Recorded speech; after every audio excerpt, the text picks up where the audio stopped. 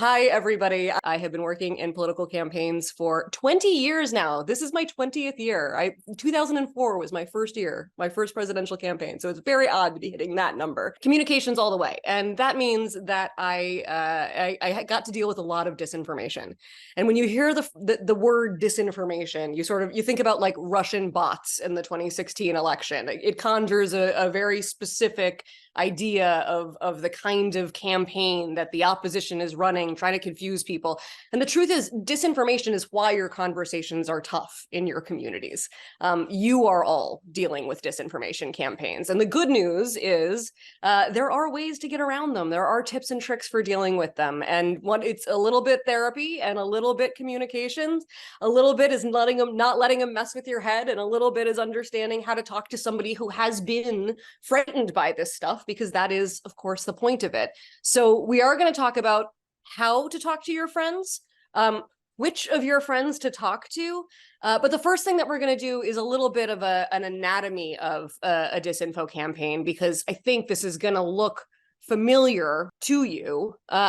And I just want everybody to know that it's not just your community. It's all across the country. Everybody is dealing with this. So we wanted to start by grounding ourselves in a few facts. These are facts. This is truth. We are the majority. You all are the majority.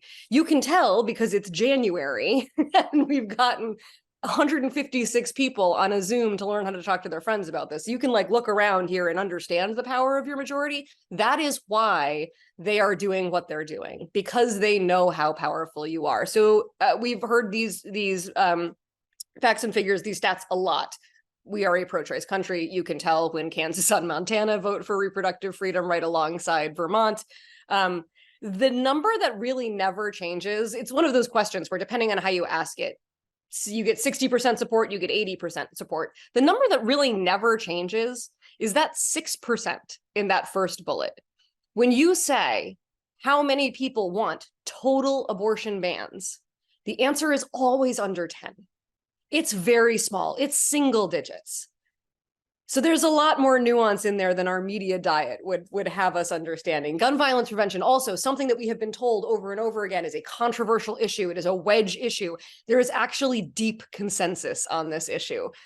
We want gun violence prevention. We want leaders to do something about that. 80% of people favor background checks. It is damn near impossible to get to 80% consensus on anything in America. And here we are, 60% favoring a ban on assault weapons. That includes the word ban in it, and you're still over 60%. This is the common sense majority. Same goes for LGBTQ issues. As I said, this is my 20th year doing political campaigns. So that issue has changed dramatically, even over my own lifetime. 71% is an all-time high supporting marriage equality. But the number that I'm the most excited about is actually that second bullet, that 64% strongly believe that transgender people should be protected from discrimination. And I want to unpack that just a little bit, because there's a lot of confusion around gender issues, around gender expansiveness. It's a confusing kind of fun topic to wade through if you're doing it yourself. But people don't necessarily understand this issue fully. And even if they think they do, they're not really comfortable talking about it. There's a lot of desire not to make a mistake in this. There's a lot of learning, people doing a lot of education. So even though they don't really understand transgender people, they might not know a trans person, they still don't think that trans people should be discriminated against. And I think that is so important. Understand that even if the person you're talking to doesn't get it, it's okay. The vast majority of people don't need to get it. They don't need to understand somebody's full reality to know that they shouldn't be discriminated against. And the other thing that I think is really interesting about this bullet is that now that we have been doing tons and tons of polling and message research to figure out how people are responding to these anti-trans laws and basically everything that's happening education extremism wise, the number one concern that parents are putting up over and over again, more than funding, it surprised me, was bullying. Parents are really, really very concerned about bullying in their schools. So my guess is if we took that second bullet and we replaced the word people with the word kids, and we replaced discrimination with the word bullying, that number would be way higher. I'm going to guess that that number would be in the 80s if it was asking whether you believe that trans kids should be protected from bullying. So that is just a really, really clear way into this issue. I don't get everything. You might not get everything, but we all know that kids shouldn't get bullied is an excellent way to start a conversation on this particular topic. And then finally, education issues. You all know this. Book bans, really, really unpopular. I mean, just wildly unpopular. These sex ed numbers are a couple of years old, and my guess is since they have been going at it so hard, they're probably not as stratospheric as these are, when it was literally like everybody supports sex ed, but you don't start at 98 and fall to something significant. So I think I want everybody to sit in the knowledge that the people who you are talking to probably agree with you on these issues, at least enough that you are capable of having a conversation together. They might not think that they're for gun safety reforms, but they're probably among the 80% that think background checks is a decent common sense idea. So even if you think that there's a divide on the issue, there are ways to talk about specifics in the issue that almost everybody agrees on. When I'm talking to somebody who I think has a different political leaning than I do, I usually start with, well, you and I both agree that everybody needs to be treated with respect, right? Everybody deserves to be treated with respect. And 100% of the time, the person I'm talking to says yes.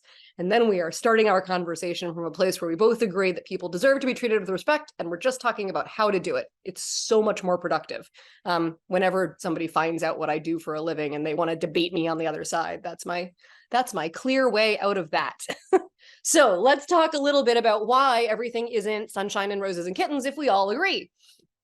That's the disinformation campaign. So who are they? These groups at the bottom, I know we are all very, very familiar with Moms for Liberty. We might be a little less familiar with the others. They are basically all the same thing. They're funded by the same people. They're often run by the same people. You'll see that they like have the same PO boxes to send stuff to. And why do they do this? They do this because they know the numbers that I just told you. They know that we're the majority. They know that they have wildly unpopular opinions. That means they can't fight on a level playing field. They cannot simply come out and say, we would like to see trans kids get bullied more. We're going to take away protections for that. They can't say that because they lose. Nobody agrees with that. So instead, they have to prop up these organizations to lend themselves a veneer of credibility. Like, look at the Medical Institute for Sexual Health, right? You would be forgiven for thinking that that was a medical institute that dealt with sexual health. It's not. It's a right-wing front group. So why are they doing this? They're doing this to confuse and scare parents. Because you all are powerful, they need to confuse you. They need to scare you. They need to keep you from talking about these issues, because when you talk about them, everybody understands that they're on the same side and we all want to do the same things about them. So they are doing this. They're heavily investing in confusing and scaring parents in order to gain political power. That is the end game. What are they willing to do to gain political power? Destroy our public schools. That's the strategy. It's really tough. Public schools are very, very popular, so they can't come right out and say, we don't want public schools anymore. We think every kid should be homeschooled or private schooled or go to a religious affiliated organization. They can't say that because public schools are so popular. So instead, they're coming at it from the margins and they're telling a lot of lies about what's happening in public schools. And they're doing that to scare and confuse you because you know how important public schools are. So the metaphor that I use for this effect is the stadium. So if I walk into a stadium and everybody's cheering, but there's one section that is booing, it's pretty easy to figure out what's going on. Happy people, small group of pissed off people, got it. But if I give the booing section each a megaphone and then I spread them throughout the stadium and then I walk in, I can't tell what's happening. It sounds like chaos. And that is exactly the point. They do this to make a minority who hold very unpopular opinions sound like a more powerful group than they actually are. They trick the media into believing this. They trick politicians into believing this. They trick a lot of people into believing this. But that is why they are doing what they are doing. And that is why we are able to fight back. So let's talk tips and tricks. This is the first one. This is the most important. I'm not going to say most important, but it's the toughest one. Let's say that.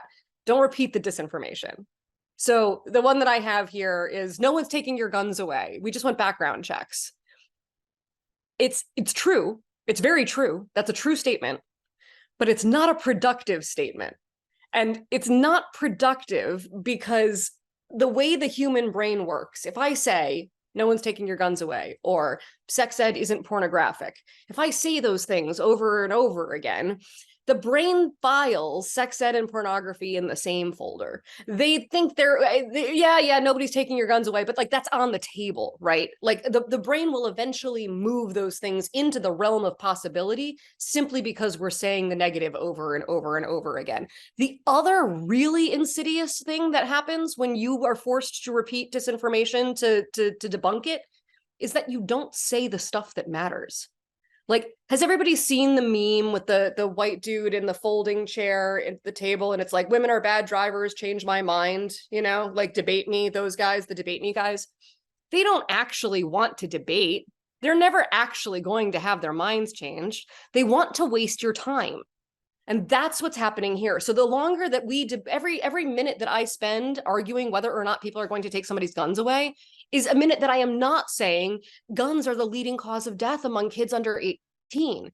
I'm not telling the personal story of sending my own kids to school and worrying about them. I'm not talking about the lockdowns that they have to endure. I'm not talking about any of the things that matter to me. Instead, I'm stuck saying no one's taking your guns away over and over again. So that's really what they're trying to do, is take the conversation away from a place where you can make the powerful points that matter and just have you knocking down. And of course, once you knock down the one thing, they come back with the other thing. We all know how it's whack-a-mole when you get into it. So we don't get into it. If somebody says something that isn't true, simply say, no, that's not true. I think that's bad information. I'd love to hear where you got that. You know, I've heard the exact opposite. You can knock that down in a zillion ways without repeating it.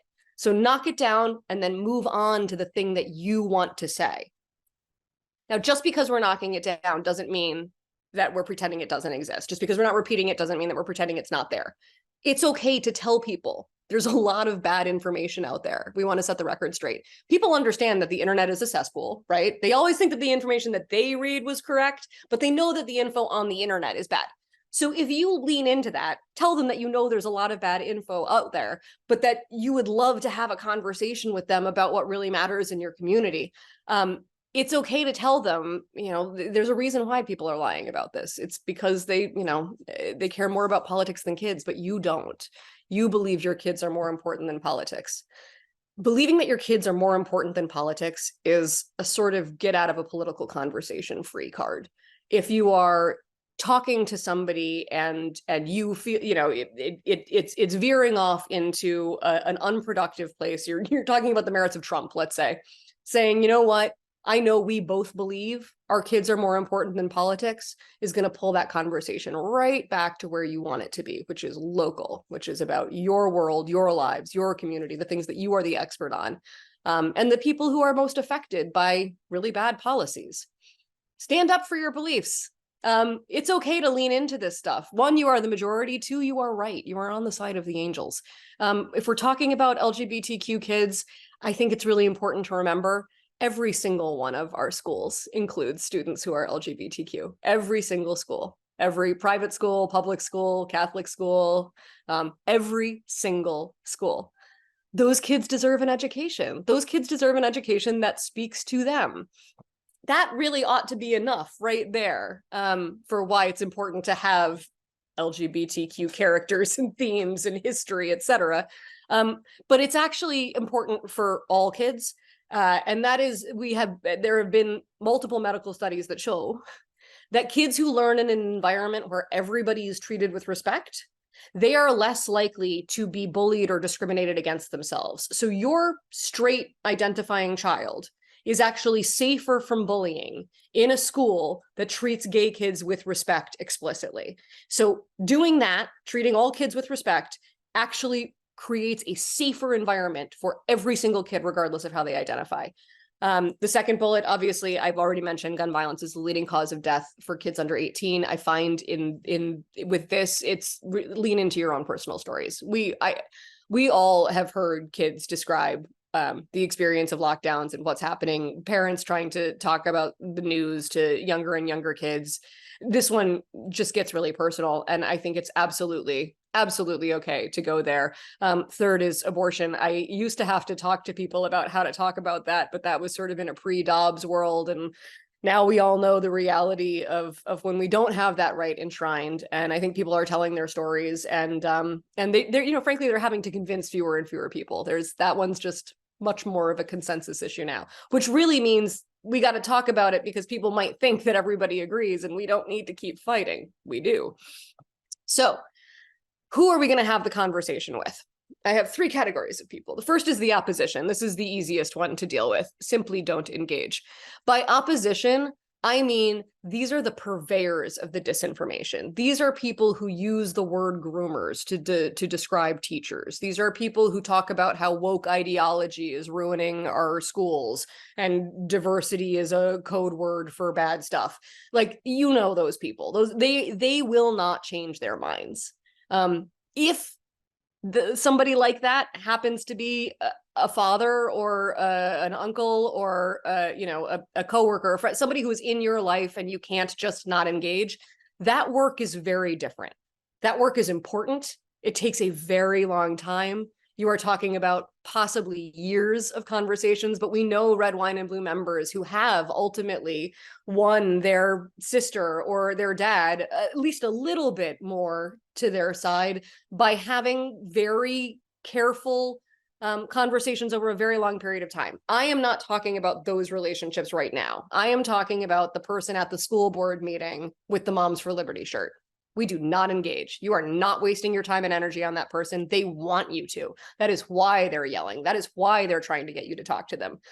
That's probably why they're brushing by you a little bit aggressively, in the hopes that you will talk to them, because then you won't be talking to the people who you actually should be talking to. They want to waste your time. The only time that you will give them your energy is if someone's watching and you think that it would work. If you are the kind of person who can handle a little bit of public conflict, if maybe you kind of like that, you're good in that situation, and there are other people in the room, go ahead and model common sense and calm while the other person is saying what it is they're saying. Follow the rules. Don't repeat any of the disinformation that they say. Make sure you're saying the things you want to say. Keep it personal, keep it local. Your kids are more important than politics. But if you think that you can model a good common sense way of doing things in front of people, go ahead, Godspeed, more power to you. These are the people who you really want to be having the conversations with. These are your neighbors who have seen disinformation and are justifiably scared. This stuff is scary. If I believed half of the things that I've seen were actually happening in schools, I would be terrified. Luckily, they're not. So these are the people that you want to talk to, because they're probably in that majority, but they have heard Democrats are taking your guns away, whatever it is. So you want to have that conversation with them. Ask them questions. Ask them what they've heard. Ask them where they heard it, and then find common ground. They're probably scared of something. Like, they're probably have a concern, right? They're concerned that kids are going to read adult material. You know, they're concerned that kids are going to get stuff they don't understand. So you are probably also concerned about kids getting stuff that they don't understand or stuff that's not age appropriate. Like, that's actually probably a concern that you share. So acknowledge that. Look, we both care about students not getting bad information that they don't understand at the wrong age. That's why I favor having comprehensive sex ed. That way you've got a teacher who is telling them, a trusted adult who is giving them accurate information, and they're not just finding stuff online that they have no idea how to process at an increasingly young age. So the trick that I did there, I didn't say, look, you and I agree that kids shouldn't have adult material, but I did not say but, because we all know if you say but, you have negated everything that you said before. And I might as well be telling you, yeah, but you're wrong. So I'm not doing that. I'm changing the but to that's why. This actually works in other conversations too. I know lots of people who have put it to very good effect.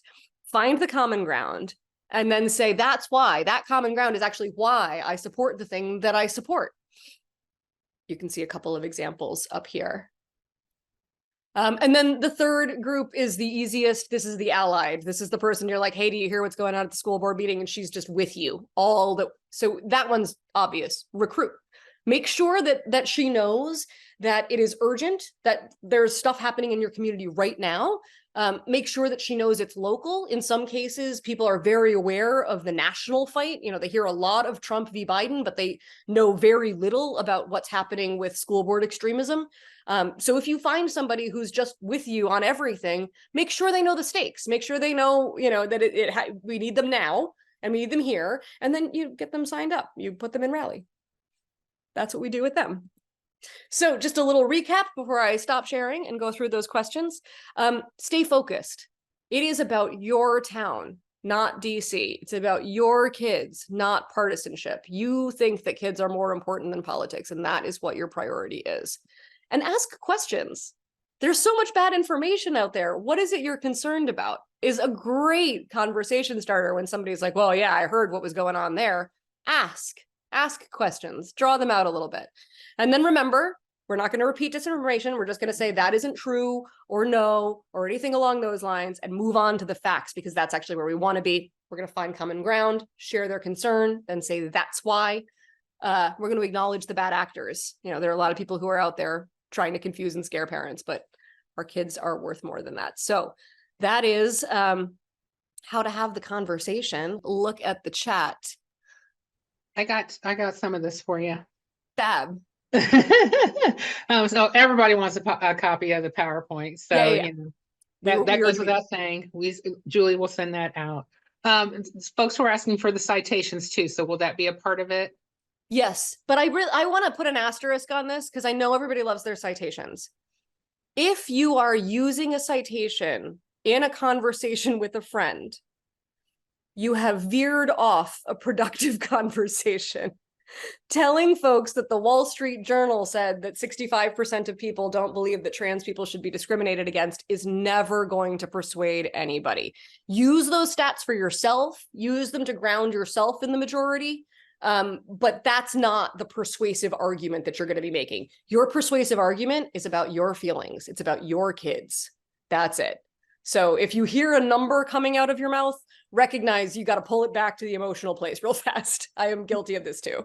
And so then someone asked about the conversation starter in regards to respect. They missed getting it. Everybody was trying to, write fast and furiously. And this recording also will be up on YouTube within the next few days so that you can watch it again if you like. But the conversation starter regarding respect. So this happens to me every now and then because of my job or because I'm a, tattooed liberal. Like it's pretty obvious which side of the aisle I'm on. And like I have a mullet. And sometimes somebody will glean this and then decide that they want to debate me, or they will say like, oh, well, you and I won't agree on anything, says my cab driver, says, my dad's friend, says whatever, And so the place that I start with always is, I'm sure we do. You and I both agree that everybody deserves to be treated with respect, right? I have literally never had a person say no. I have been asking this question for over a decade. Even as the world got more and more polarized, they always say yes. They always say yes. So once you have that as a grounding principle, you both believe that every human being on earth deserves to be treated with respect, you can have a productive conversation. Because then you're just talking about how. You both have the same end. You both have the same goals. Now you're just talking about how to get there. That's a very productive conversation. That's completely different than I'm for abortion and you're against it. I'm for gun control and you're against it. We both believe that everybody deserves to be treated with respect. Now we can talk about it. So feel free to go forward and use that if you find it at all helpful. So then people started getting into questions about, meat, the stuff that they need to, are hearing, I guess. Yes. So one of the first questions was, what do you say to folks who say we should close the border and deport everybody? Oh, yeah, I would probably call them the opposition and I would not give them my time and energy. Like if you're saying stuff that's hateful, if you're like, we don't want those people in the country, that's not the neighbor who has heard a little bit of disinformation and needs to be course corrected. It is fully okay to say, wow, I couldn't disagree with you more. Thanks so much for your time, and move on.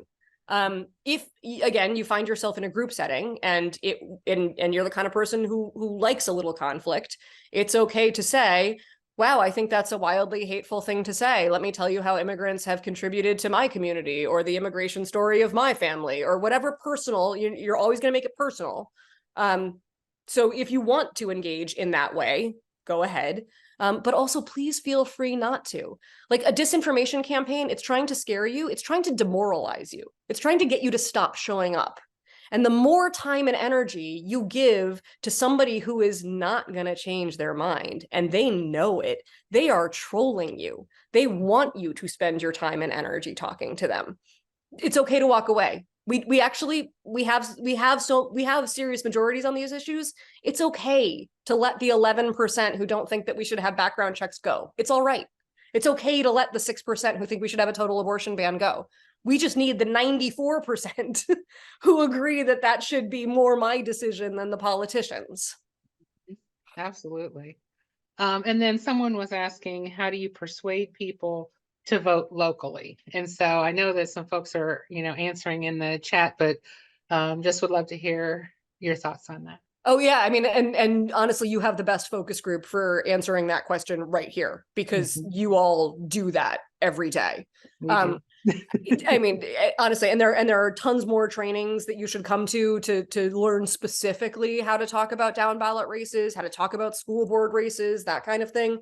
But I think most importantly, it's inform people, it's educate people, let them know what's going on in your community. Has there been an extremist school board takeover recently? Asking somebody like, hey, are you hearing about these book bans? Did you know that we were dealing with book bans in Pennsylvania? Can you believe that we're dealing with that? Book bans are a great way in because nobody likes them. So you're almost guaranteed to get like a positive yes to start on. But yeah, talking about book bans, talking about your school.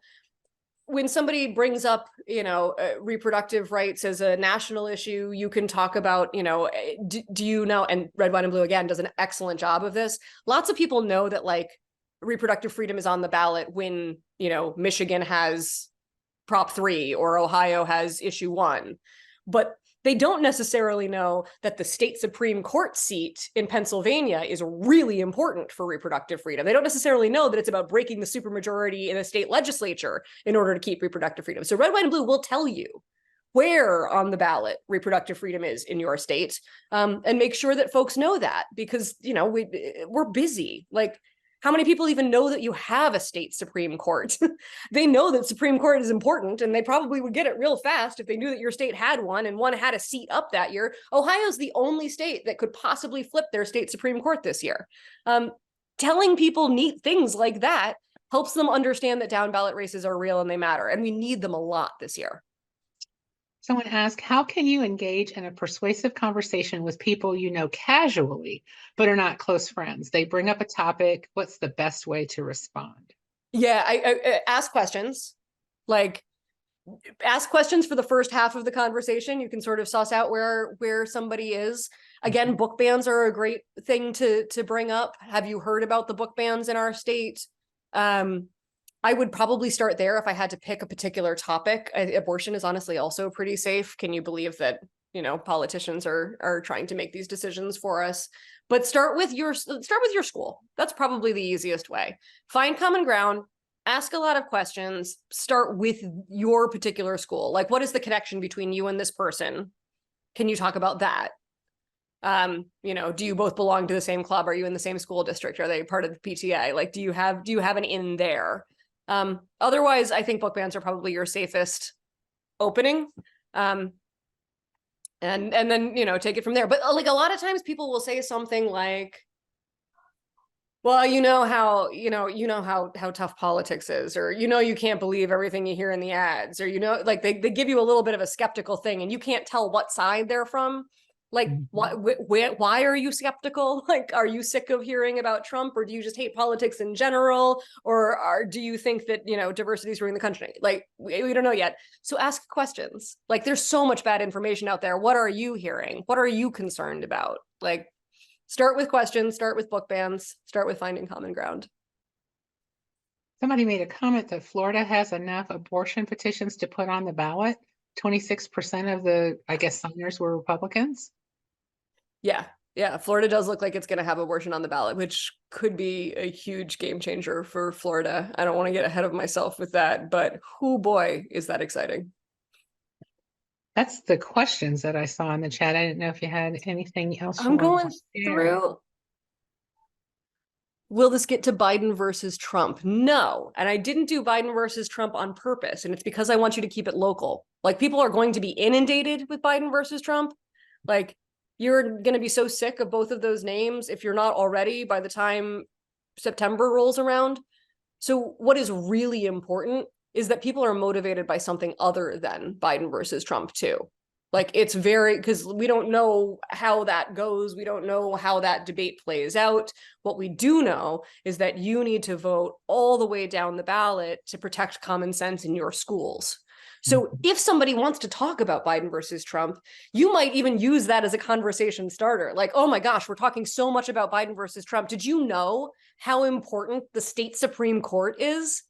Or like, I wish that we knew as much about flipping the state legislature as we do about Biden versus Trump. Like, use that to get into your local community issues. And that's where you're going to be educating people.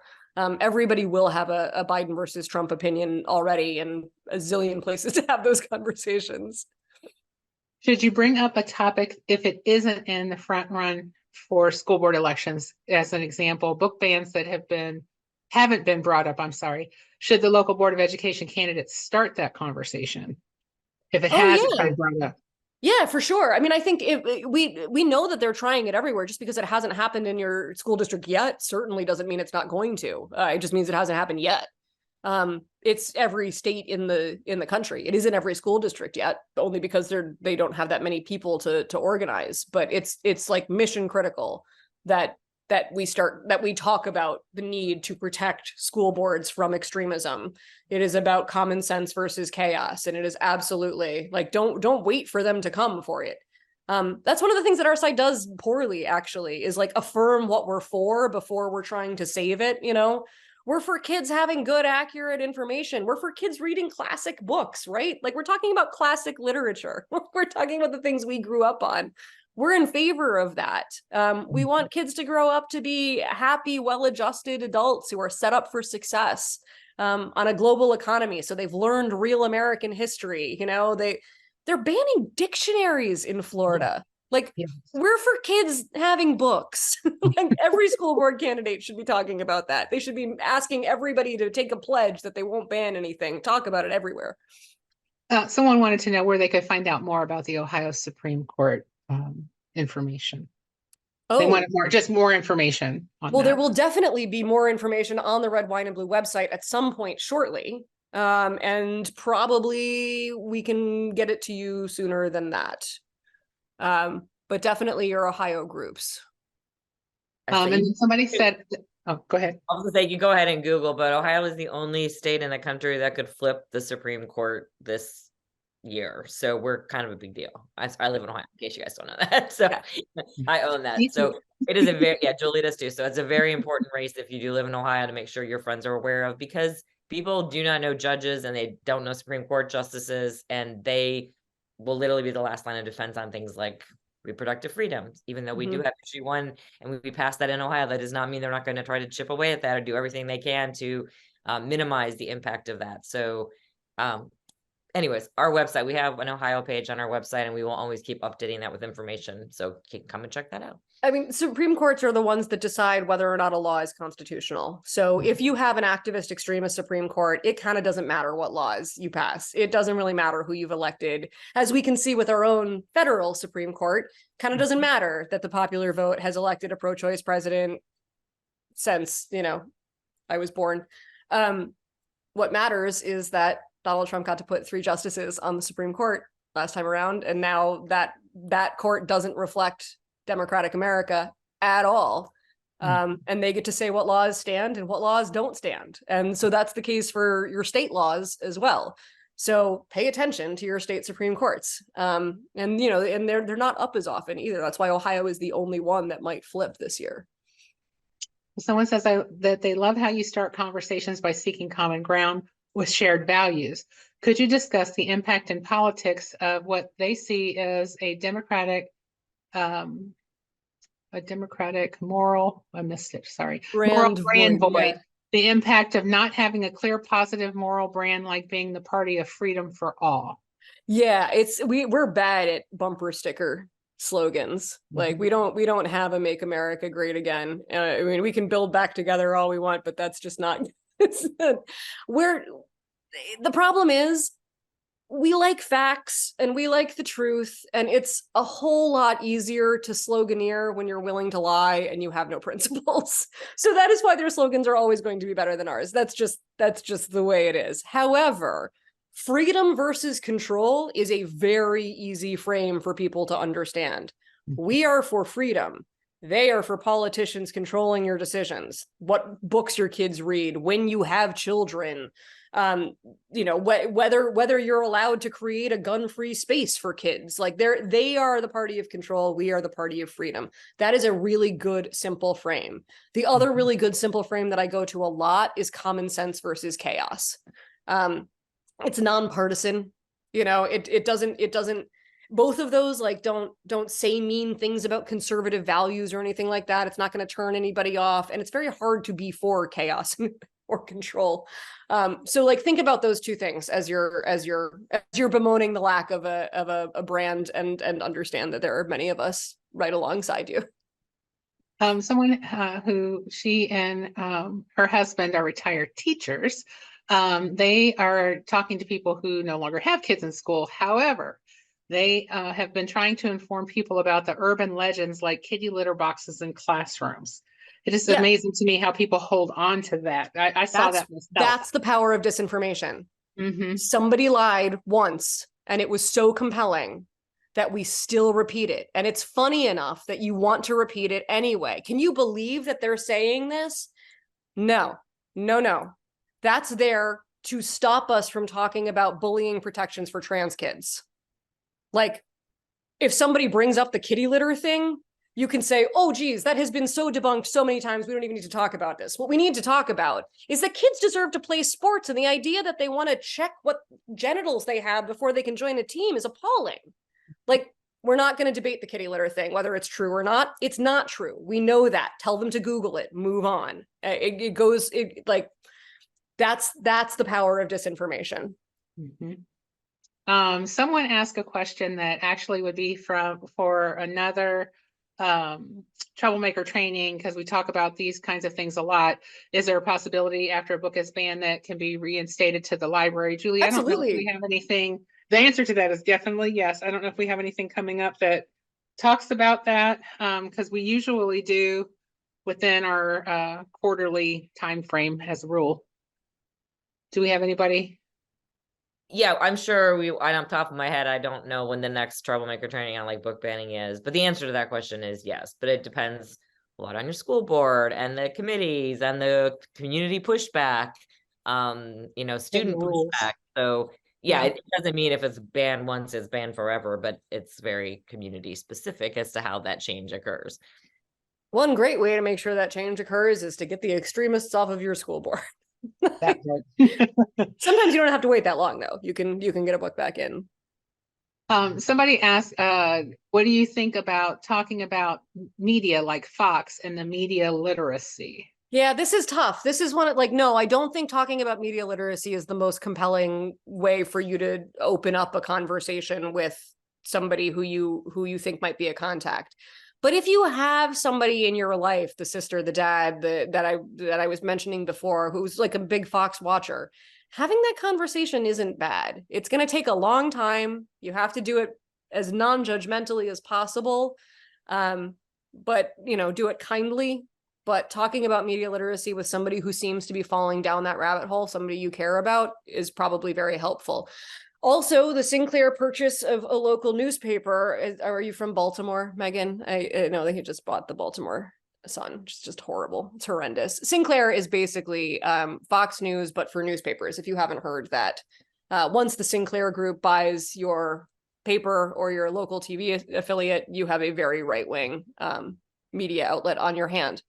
So, if somebody's like, hey, I read something in the, Baltimore Sun that said kitty litter, you can say, Isn't that funny? They were just purchased by a disinformation agent. This is why media literacy is so important. So like, yes, like I'm not saying don't talk about it. Definitely don't lead with it. But if you think somebody wants to have that conversation, go ahead and letting them know. It's about talking about the disinformation. You know, letting them know how it happens and why can be very helpful. What's the best way to talk to someone who's a one-issue voter? This person just spoke to someone who doesn't care about anything except the cost of food at the grocery store. Oh, well, I would talk about corporate greed and why the cost of food at the grocery store is so high. It's monopolies. It's antitrust. It's the inability to, it's corporate price gouging. We're not regulating corporations the way we need to be. We have allowed them to consolidate power. So at this point, we have like, 2 chicken producers and 3 pork producers. And that means they can get together and decide that they're jacking the prices up and there's nothing we can do about it. We can elect leaders who understand this and are committed to antitrust legislation and recognize that corporate monopolies are a really big problem. But if you actually want to do something, that's why, see what I just did there? I'm mad about the price of groceries too. Like, I get why that's your single issue. It affects everything. I mean, it doesn't. I think that's a terrible single issue, but let's say I'm livid about the price of groceries. That's why I'm voting for Joe Biden, because he's actually the only person who understands that corporate greed and profit and price gouging is the reason why we're paying so much for eggs. Like, you see the company profits for these people. You know that they're making billions and billions of dollars. Why are they passing that cost on to us? Because they can, because Republicans let them get away with it. Like, go ahead, get mad about the price of groceries. Great. Is there any value in making an argument about the opposition, like cheating and not playing fair, like gerrymandering, voter suppression, the popular vote often not being enough in a presidential election? Yes. But I want to caveat that, because like I always want to be like, well, if you can say they cheated or they're being hypocrites or they're not playing fair or they said the other thing before, but now they're saying this thing, that only works if there's like a referee and there isn't. So instead of pointing out that the other side is doing something wrong, talk about democracy. Like, talk about how upsetting it is that Ohio, as a pro-choice state, is stuck with this very extremist congressional delegation because of gerrymandering. Like, that's not fair or right. Ohio should get to send people who represent actual women in Ohio. And because of this anti-democratic stuff that we have, they're not able to. I'm really upset about that. Like, we should have the freedom to elect our own representatives. So it's not like the other side is cheating. They are. But it's more like it's more making the positive case for yourself and for democracy. And yeah, we should get rid of the Electoral College. It's racist. So how do you respond to someone saying there are no good choices and they're voting for the lesser of 2 evils? I'm just glad you're voting. Like, no, I mean, I get it. I work in politics. Like, I made that decision 20 years ago when I was like watching The West Wing, and I thought that that's what working in politics was like. Now I'm like, I don't know. I could have been something else.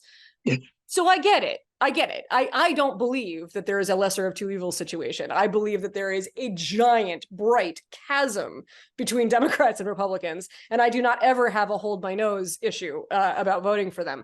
But I see where where they're coming from with this. Like, politics, it's awful, and like, it's hard to separate the people from, and the media does a really lousy job of telling you why things are intractable. Like, they'll be like, Washington is gridlocked. And it's like, no, Republicans specifically are not allowing bills to move. Washington isn't gridlocked. Like, how are people supposed to know what's happening when that's the story that gets told? So I get it. So I think hear them, sympathize with them, ask them if maybe they could get excited about something that's happening down the ballot. Like, sure, vote for the lesser of 2 evils on the top of the ticket, fine. But like, can we get excited about like this mom who's running for school board and wants to reinstate the books that got banned? Like, let's try to make politics a little more local and see if you can't find something to love about getting engaged there. What about people who don't vote at all or who won't vote at all? Man, that's a really tough one. I would ask a lot of questions. I would ask a lot of questions of somebody who didn't vote. What were their priorities? Why? What do they want to see for their kids? What kind of world do they want to live in? How do they think that that happens without voting? What sort of steps do they want people to take? I would try to do as much understanding as possible about why, and then decide whether or not I wanted to take that on. I think a lot of people who say that just simply haven't given it a lot of thought.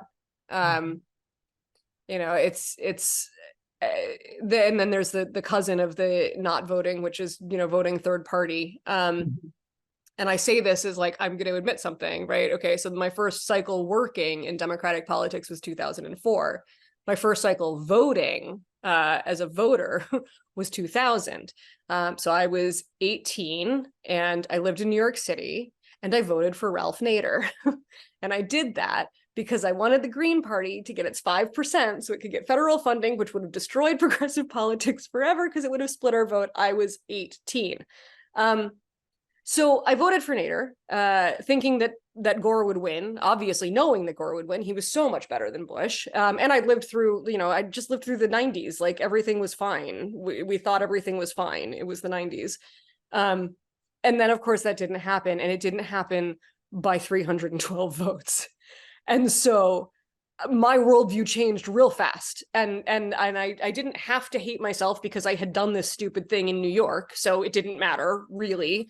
But I realized how important every single person was, and how I had made a very important decision without having the right information to do it. And I decided I was going to make amends by that by spending the rest of my life working in Democratic politics, I guess. But like, I tell that story because it's good to get personal about the cost of not voting or the cost of voting third party. It would be great if we had a multi-party parliamentary system. I would love that, but we don't. So any vote other than R or D is, you know, a vote for the opposition. I was going to say there was one comment in here that I liked, and they said Florida is calling books not being banned, but being removed. And that's their framing. That's not our framing. It's ban. Yeah. Yeah, that's some George Orwell stuff right there. It's just book removal. And I also had a question that came directly to me, but I think it's a good one to ask. So, you know, you're in a situation where you have a school board that has banned a book, but maybe this is kind of a highly controversial book that a lot of people were not on board with. How would you then, you know, address book banning with somebody who was like, I agreed with that decision? You know, how do you open that up to a broader conversation? Well, look, I think we have means of figuring out what is appropriate material for school libraries. It's not either book bans or anything goes. You leave it up to the educators. And in the case that you think an educator has made a mistake, there's maybe a conversation to be had about that. But it's not up to the politicians. Like, somebody is making a decision. It's just like the abortion question, frankly. Somebody is making a decision about which books go in the school library. Do you want politicians making that decision, or do you want educators making that decision? Like, nobody's going to pick the politicians. And if you're really concerned about what the educators are choosing, you know, there are other options besides public education. But I think we leave that decision to the experts, and the experts are the educators. But obviously, you know, make your voice heard. If you don't like something, talk to them about it. But we don't have adult material in kids, you know, libraries. Like there already is a mechanism for doing that, and it's not Screaming Moms for Liberty members. Would it be worth running as an independent in a very red area, hoping to flip it, but knowing if you go Democrat, people wouldn't vote blue on principle, but you have a chance of getting those red votes as an independent? I mean, this is a dangerous game.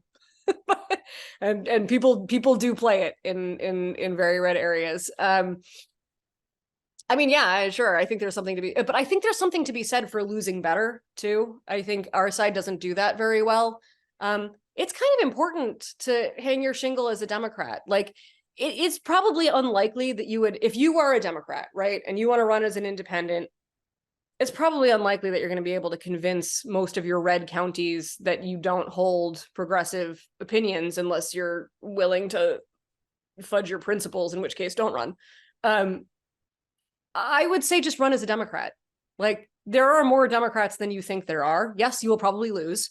But the person who runs after you will have an easier time. Republicans have been doing this for 40 years. Like, they mount campaigns in every borough of New York City, knowing that they have no prayer. But that's where the Republican infrastructure comes from. They create communities. Even if they know they're never going to win that seat, they still create communities, and they become a stronger activist force that way. They can occasionally get a more conservative Democrat to do things their way. So I think there's a lot to be said for losing better, for being unapologetic about your principles, for meeting your red state neighbors and saying, look, I care about you, I care about your lives, I care about your kids. That's why I'm running with these progressive principles, because I want to make sure that, your kids have a future where they're set up for success. So, like, yeah, it might be politically smarter to run as an independent. I totally see that point. But I say be braver and run as a D. Well, everybody have a very good evening, and thank you so much, Jess. Thank you all so much.